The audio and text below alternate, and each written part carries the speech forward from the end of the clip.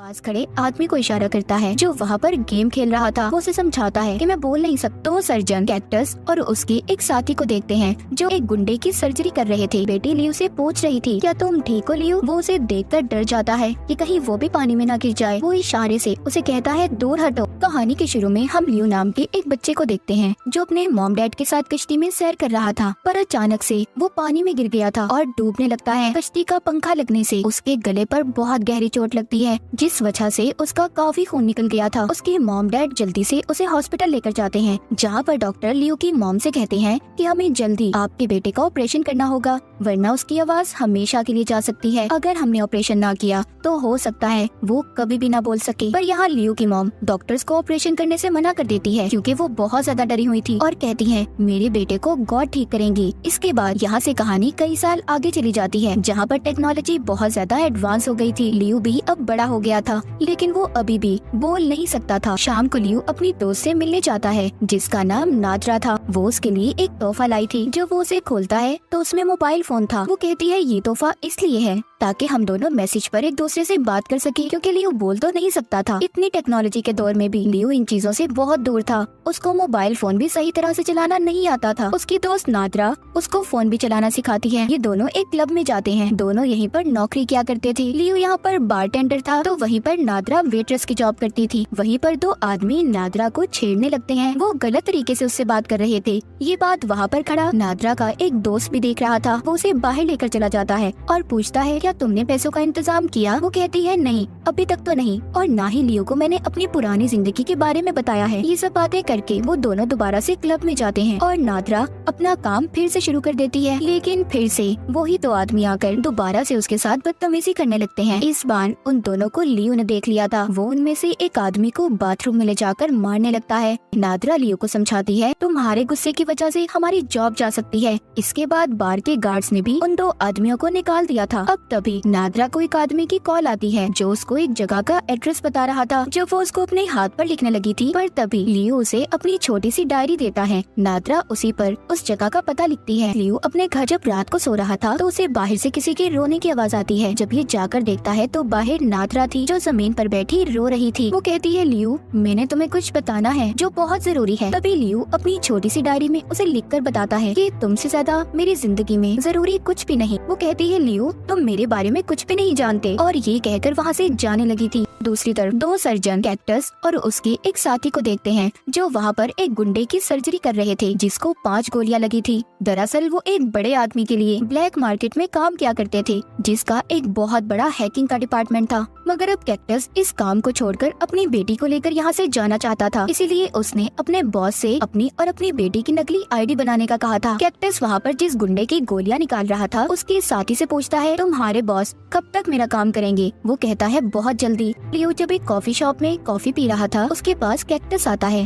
कहता है जिन दो आदमियों से तुमने बार में लड़ाई की थी वो यहाँ के बहुत बड़े आदमी के लिए काम करते हैं। अगर आइंदा तुमने उनसे किसी भी किस्म का झगड़ा करने की कोशिश की तो तुम जिंदा नहीं बचोगे। मगर उसकी किसी भी बात से उसे कोई फर्क नहीं पड़ता और लियो वहाँ से चला जाता है। जब वो बार में आता है तो देखता है नादरा बार में नहीं आई थी। थोड़ी ही देर बाद वहाँ पर वही तो आदमी आ जाते हैं जिन्होंने पहले नादरा से बदतमीजी की थी। वो दोबारा से लियो के सामने खड़े नादरा के बारे में गलत बातें करते हैं। लियो को इनकी बातों पर बहुत गुस्सा आ रहा था। वो शराब की बोतल ही उनके मुंह पर देकर मारता है। इसी दौरान एक वेट्रेस को लियो की कोनी लग जाती है जिससे वो बेहोश हो गई थी। इसी वजह से लियो का बॉस भी अब उसे नौकरी से निकाल देता है। घर जाकर लियो बहुत गुस्से में था। वो नादरा को मैसेज करता है कि तुम कहाँ पर हो? कोई जवाब नहीं आता। अब लियो उसकी तस्वीर लेता है और सड़कों पर उसे ढूंढने निकल जाता है। तभी रास्ते में वो नादरा के दोस्त को देखता है जो किसी जगह पर जा रहा था। लियो उसका पीछा करता है और उस जगह पर पहुंच जाता है। उससे नादरा का पूछता है। उसका दोस्त बताता है कि वो तुम्हें छोड़कर जा चुकी है, उल्टा वो तुमसे कुछ छुपा भी रही थी। सब जानने के बाद लियो अपने घर आ जाता है जहाँ पर वो अपने फोन में नादरा का मैसेज देखता है मैं हैकर हॉल में हूँ। जब ये वहाँ पर जाता है तो वहाँ पर इसे नादरा तो नहीं मिलती पर वहाँ वही दो आदमी थे जिन्होंने नादरा के साथ बदतमीजी की थी। वो यहाँ पर काम क्या करते थे। उन दो आदमियों के पास आता है और नादरा के बारे में पूछता है। वो इस पर गुस्सा करते हैं और कहते हैं तुम यहाँ पर क्यों आए हो? चले जाओ यहाँ से, हम नहीं जानते वो कहाँ पर है। तभी लियो को अपनी डायरी याद आती है जिसमें नादरा ने एक आदमी का पता लिखा था। अब ये जल्दी से अपनी डायरी पर उस पते को पढ़ता है जिससे उसे उस एड्रेस का पता चल जाता है।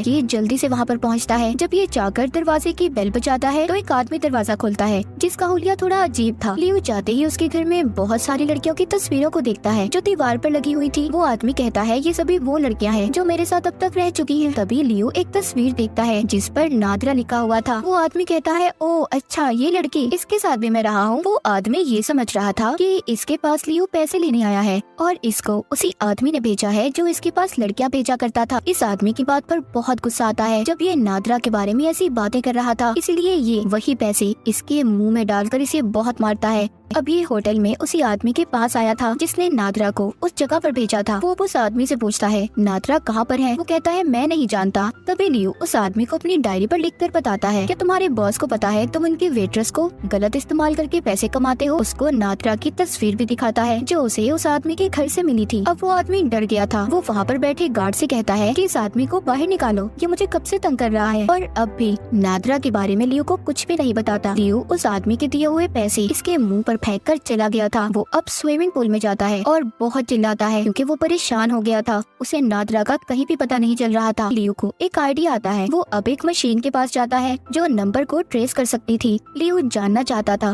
कि उसे ये मैसेज सच में नादरा कर रही है या फिर कोई और। जब वो उस मशीन में नादरा का नंबर टाइप करने लगता है तो वो मशीन उसे नंबर बोलने का कहती है, पर बेचारा लियो तो बोल ही नहीं सकता था। इसीलिए वो पास खड़े आदमी को इशारा करता है जो वहाँ पर गेम खेल रहा था। वो उसे समझाता है कि मैं बोल नहीं सकता, क्या तुम मेरी मदद करोगे? वो आदमी जब नंबर बोलता है तो मशीन एक एड्रेस बताती है। अब जल्दी से लियो उस पते पर चला जाता है जहाँ पर उसे एक लड़की मिलती है। वो उसे अपने साथ अंदर ले गई थी और जाकर अपनी विग उतारती है। तो यहाँ पर लियो को पता चलता है कि ये तो नादरा का दोस्त था और वो तस्वीर भी जिस पर नादरा लिखा हुआ था वो भी इसी की थी। नादरा का दोस्त अब उसको बताता है कि उसे पैसों की जरूरत थी और इसीलिए मैं और वो ये काम करते थे। इतना कहकर नादरा का दोस्त लियो को बिजली से करंट लगाकर वहाँ से चला जाता है। लियो वहाँ पर बेहोश हो जाता है। उधर कैक्टस का बॉस उसके पास एक आदमी लाया था जिसे उसने बहुत मारा था। कहता है मुझे लगता है ये हमारे से कोई बात छुपा रहा है और तुम्हें जल्दी इस बात के बारे में पता करना होगा क्योंकि ये वही आदमी था जिससे लियो कुछ वक्त पहले होटल में मिला था। अब जाते हुए कैक्टस का बॉस कहता है तुम मेरा काम करो, मैं तुम्हारा काम करूँगा। तुम्हारे नकली कागजात कल तक बन जाएंगे। और यहाँ पर हमें पता चलता है कैक्टस सर्जन होने के साथ साथ बहुत ही खतरनाक गुंडा भी था। वो अपने बॉस के जाते ही उस आदमी को टॉर्चर करने लगता है, उसे बहुत मारता है। उधर दूसरी तरफ लियो को नादरा की मॉम का पता एक किताब से मिल गया था जिस पर नंबरों के साथ साथ एड्रेस भी लिखे हुए थे। ये अब उनके घर जाता है जहाँ पर नादरा की मॉम को उसकी और अपनी वीडियो दिखाता है। वो उस वीडियो को देखकर बहुत ज्यादा दुखी हो गई थी। कहती है मेरी बेटी नादरा ने तुम्हारे बारे में मुझे बताया था। यहाँ पर नादरा की मॉम लियो को एक बात बताती है कि नादरा शादीशुदा थी और उसकी बेटी भी थी। उसका हस्बैंड कैक्टस है। कैक्टस बुरे कामों में पड़ चुका था, इसीलिए वो नादरा को बहुत मारता था और वो अपनी बेटी को लेकर ये शहर छोड़कर किसी दूसरे शहर जाना चाहती थी जहाँ पर जाकर वो सुकून से रह सके, इसीलिए वो पैसे कमा रही थी। ये सब बातें सुनकर लियो को अब कैक्टस पर शक हो रहा था। वो सोचता है नादरा को गायब करने के पीछे जरूर उसी का हाथ होगा। अब यहाँ पर हमें कुछ पुराना वक्त दिखाया जाता है जब कैक्टस ने नादरा को अगवा किया था। हम देखते हैं जब लियो के घर नादरा आई थी उस वक्त वहाँ पर कैक्टस भी छुपा हुआ था। वो लियो के घर आकर उन दोनों के चाय में बेहोशी की दवा मिला देता है और जब वो चाय पीकर बेहोश हो गए थे तो लियो नादरा को उठाकर अपनी गाड़ी में ले आया था। अब कहानी दोबारा से प्रेजेंट मौजूदा दौर में आती है जब कैक्टस बैठा अपने साथी के साथ पार्टी कर रहा था। तभी उसका साथी उसे जाते हुए बताता है कि मैं ही लियो को नादरा बनकर बहुत से मैसेज कर रहा था, यानी कि लियो को जो मैसेज आ रहे थे वो भी कैक्टस का साथी ही कर रहा था। ये बात सुनकर कैक्टस को गुस्सा जाता है क्योंकि उसने इस बारे में कुछ भी नहीं बताया था इसे। वो वहीं से गुजरता हुआ किसी दुकान से बगैर पैसे दिए चीज उठाकर खाने लगता है। पीछे से गार्ड आ गया था जो कह रहा था सर आपको इसके पैसे देने होंगे, लेकिन कैक्टस गुस्से में चाकू निकालकर उस गार्ड को धमकाता है, पर उसका साथी जब उसे रोकने आता है तो वो उसके मुंह पर भी मुक्का देकर मारता है। उधर लियो जब अपने घर में था वो नादरा के नंबर पर मैसेज करके पूछता है कि कैक्टस मुझे कहाँ पर मिलेगा। उसका जवाब आता है वहीं पर जहाँ तुम पहले काम करते थे, मतलब बार में। लियो के मैसेजेस का जवाब कैक्टस का साथी ही दे रहा था। ये बहुत बड़ा लकड़ी का डंडा लेकर बाहर में जाता है जहाँ पर ये पहले बाहर खड़े गार्ड्स को मारता है, फिर अंदर जाकर सभी लोगों को और आखिर में बॉस के सिर में एक पुतला उठाकर जोर से मारता है जिससे वो घायल हो गया था। लियो यहाँ से कैक्टस की सारी आईडीज और पेपर्स लेकर चला गया था। उधर दूसरी तरफ कैक्टस भी अपने बेटी को लेकर बार में आ रहा था क्योंकि उसने अपने नकली पेपर्स लेने थे। जब वो वहाँ पर आकर देखता है तो परेशान हो जाता है क्योंकि सारे लोग जख्मी थे। जब ये अपने बॉस के पास जाता है तो वो जख्मी हालत में बताता है यहाँ पर लियो आया था, उसने ही सभी का ये हाल किया है। अब ये जल्दी से अपने घर की तरफ जाता है क्योंकि वो जानता था कि उन पेपर से लियो को उसके घर का पता चल गया होगा। जाते हुए ये अपने साथी को भी कॉल कर देता है कि वो जल्दी से इसके घर पर पहुँचे। उधर दूसरी तरफ लियो कैक्टस के घर पहुँचकर बेसमेंट में जाता है जहाँ पर पहले वो उस आदमी को आजाद करता है जिसको कैक्टस ने अपने बॉस के कहने पर कैद किया हुआ था। इधर कैक्टस भी अपने घर पहुँच जाता है जहाँ पर पहुँचकर वो पहले अपनी बेटी को एक कमरे में छुपने का कहता है और बाहर से दरवाजे को बंद कर देता है। फिर अपना तेज धार चाकू निकालकर बेसमेंट में जाता है। उधर अंदर बेसमेंट में लियो एक लकड़ी के दरवाजे के पास पहुँचता है जो बंद था। कैक्टस आकर सबसे पहले उस आदमी को मारता है जिसको लियो ने आजाद किया था। वो लियो के पास आता है और अपने गले से चाबी निकालकर उसकी तरफ फेंकता है जो उसी लकड़ी के दरवाजे की थी। वो कहता है जाओ उस दरवाजे को खोलो, तुम्हारे लिए कुछ खास है। जब ये खोलकर अंदर जाता है तो पहले लियो फ्रिज खोलता है लेकिन वहाँ पर कुछ भी नहीं था। जब ये थोड़ा सा आगे जाता है तो वहाँ पर एक प्लास्टिक के बैग में नादरा की लाश पड़ी थी जिसको कैक्टस ने मार दिया था। लियो ये देखकर टूट जाता है। वो उसकी लाश को उठाकर बाहर ले जाने लगता है। तभी कैक्टस उसका रास्ता रोकता है और लियो को भी मारने की कोशिश कर रहा था। तभी वो नादरा की लाश को एक साइड पर रखता है और कैक्टस के सामने हाथ फैलाकर खड़ा हो जाता है। यहाँ पर कैक्टस लियो को सारी सच्चाई बताता है। कहता है मैं तुम्हारे घर से नादरा को अगवा कर लाया था। मैंने उसे प्लास्टिक के बैग में बंद कर दिया जिससे उसका सांस घुटने लगा। मैंने उसे बहुत तड़पा कर मारा क्योंकि वो मेरी बेटी को मुझसे दूर ले जाना चाहती थी। अब कैक्टस अपना चाकू निकालकर उसे भी मारने की कोशिश करता है मगर लियो उस चाकू को कैक्टस के गले के ही आर पार कर देता है जिससे कैक्टस के गले से खून निकलने लगा था और वो आहिस्ता आहिस्ता मर रहा था। इसके बाद लियो नादरा की लाश को प्लास्टिक के बैग से बाहर निकालकर जोर जोर से रोता है पर बेचारे की बिल्कुल भी आवाज नहीं निकलती। वो रोता हुआ उसे उठाकर बाहर ले आया था। उसके अंदर इतनी भी हिम्मत नहीं थी कि वो चल भी पाता। वो उस साइड पर बैठकर नादरा की लाश को अपनी गोद में लेकर फोन पर वीडियो देखकर अपने प्यार भरे लम्हों को याद करने लगता है। तभी वहाँ पर कैक्टस का साथी आ जाता है जो कैक्टस के घर जाकर पहले उसकी बेटी को देखता है जो कि एक कमरे में बंद थी। वो जल्दी से बेसमेंट में जाता है जहाँ पर वो कैक्टस को देखता है